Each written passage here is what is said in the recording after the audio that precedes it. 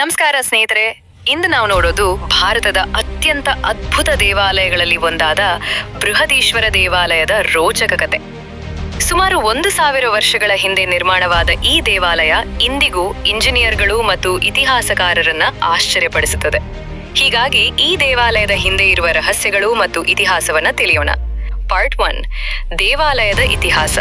ತಮಿಳುನಾಡಿನ ತಂಜಾವೂರ್ ನಗರದಲ್ಲಿರುವ ಈ ದೇವಾಲಯವನ್ನ ಚೋಳ ಸಾಮ್ರಾಜ್ಯದ ಶಕ್ತಿಶಾಲಿ ರಾಜನಾದ ರಾಜರಾಜ ಚೋಳ ಮೊದಲನೇ ಕ್ರಿಸ್ತಶಕ 1010ರಲ್ಲಿ ನಿರ್ಮಿಸಿದ್ರು. ಆ ಕಾಲದಲ್ಲಿ ಚೋಳ ಡೈನೆಸ್ಟಿ ದಕ್ಷಿಣ ಭಾರತದಲ್ಲಿ ಅತ್ಯಂತ ಬಲಿಷ್ಠ ಸಾಮ್ರಾಜ್ಯವಾಗಿತ್ತು. ರಾಜರಾಜ ಚೋಳನು ತನ್ನ ಜಯಗಳ ನಂತರ ಲಾರ್ಡ್ ಶಿವನಿಗೆ ಸಮರ್ಪಣೆಗಾಗಿ ಈ ಭವ್ಯ ದೇವಾಲಯವನ್ನು ನಿರ್ಮಿಸಲು ನಿರ್ಧರಿಸಿದ್ರು.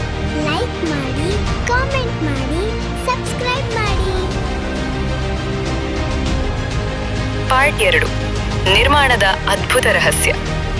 ಈ ದೇವಾಲಯ ಸಂಪೂರ್ಣವಾಗಿ ಗ್ರಾನೈಟ್ ಕಲ್ಲಿನಿಂದ ನಿರ್ಮಿಸಲಾಗಿದೆ. ಆದರೆ ದೊಡ್ಡ ಆಶ್ಚರ್ಯ ಏನಂದ್ರೆ, ತಂಜಾವೂರಿನ ಸುತ್ತಮುತ್ತ ಗ್ರಾನೈಟ್ ಕಲ್ಲುಗಳು ಸಿಗುವುದೇ ಇಲ್ಲ. ಅದರಿಂದ ಸಾವಿರಾರು ಕಾರ್ಮಿಕರು, ಆನೆಗಳು ಮತ್ತು ಮರದ ರೋಲರ್ಗಳ ಸಹಾಯದಿಂದ ದೂರದ ಪ್ರದೇಶಗಳಿಂದ ಕಲ್ಲುಗಳನ್ನು ತರಲಾಗಿತ್ತು. ಯಾವುದೇ ಆಧುನಿಕ ಯಂತ್ರಗಳಿಲ್ಲದೆ ಈ ಮಹಾ ದೇವಾಲಯವನ್ನು ನಿರ್ಮಿಸಿದದ್ದು ಇಂದಿಗೂ ಒಂದು ಅದ್ಭುತವೇ ಸರಿ. ಪಾರ್ಟ್ 3, 216 ಅಡಿ ಎತ್ತರದ ಗೋಪುರ. ಈ ದೇವಾಲಯದ ಮುಖ್ಯ ಗೋಪುರವನ್ನು ವಿಮಾನ ಎಂದು ಕರೆಯುತ್ತಾರೆ. ಎತ್ತರ ಸುಮಾರು 216 ಅಡಿ. ಸಂಪೂರ್ಣ ಕಲ್ಲಿನಿಂದ ನಿರ್ಮಿತ ಗೋಪುರದ ಮೇಲ್ಭಾಗದಲ್ಲಿ ಸುಮಾರು 80 ಟನ್ ತೂಕದ ಒಂದು ದೊಡ್ಡ ಕಲ್ಲು ಇಡಲಾಗಿದೆ. ಇತಿಹಾಸಕಾರರ ಪ್ರಕಾರ ಸುಮಾರು 6 ಕಿಲೋಮೀಟರ್ ಉದ್ದದ ರ್ಯಾಂಪ್ ನಿರ್ಮಿಸಿ ಆ ಕಲ್ಲನ್ನು ನಿಧಾನವಾಗಿ ಮೇಲಕ್ಕೆ ತಳ್ಳಲಾಗಿತ್ತು. ಪಾರ್ಟ್ 4, ಮಹಾನಂದಿ ಪ್ರತಿಮೆ.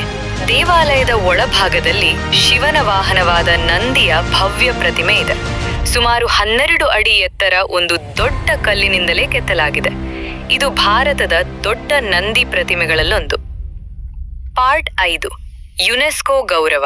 ಈ ದೇವಾಲಯದ ಐತಿಹಾಸಿಕ ಮಹತ್ವವನ್ನು ಗಮನಿಸಿ ಯುನೆಸ್ಕೋ ಸಂಸ್ಥೆ ಇದನ್ನು ಗ್ರೇಟ್ ಲಿವಿಂಗ್ ಚೋಲಾ ಟೆಂಪಲ್ಸ್ ಪಟ್ಟಿಗೆ ಸೇರಿಸಿದೆ.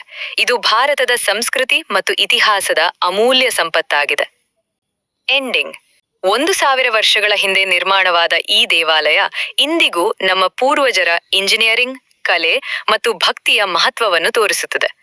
ಇಂತಹ ಇನ್ನಷ್ಟು ರೋಚಕ ಇತಿಹಾಸ ಕಥೆಗಳನ್ನು ನೋಡಲು ನಮ್ಮ ಚಾನೆಲ್ಗೆ ಸಬ್ಸ್ಕ್ರೈಬ್ ಮಾಡಿ ಮತ್ತು ವಿಡಿಯೋವನ್ನು ಲೈಕ್ ಮತ್ತು ಶೇರ್ ಮಾಡಿ. ಧನ್ಯವಾದಗಳು.